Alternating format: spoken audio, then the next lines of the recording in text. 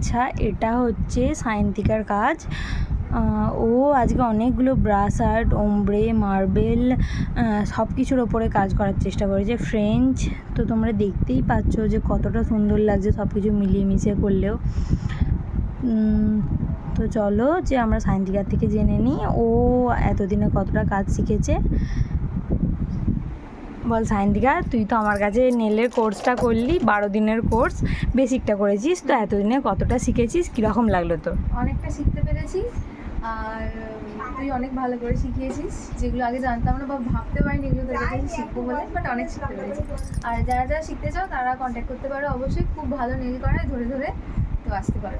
আর তুই 12 দিনে পুরো প্রপার শিখতে পেরেছিস? কোনো প্রবলেম আছে বা তোদের প্রবলেম থাকলে কি আমি ইগনোর করেছি? না না না, একদম না, আর সব মানে সলভ হয়ে গেছে। আর ক্লাসে প্রোডাক্ট সত্যি প্রোভাইড করা হয় তো? হ্যাঁ একদম, অবশ্যই। ঠিক আছে, আর একবার নেলটা দেখিয়ে দিই। এই হচ্ছে ওর ফাইনাল রেজাল্ট।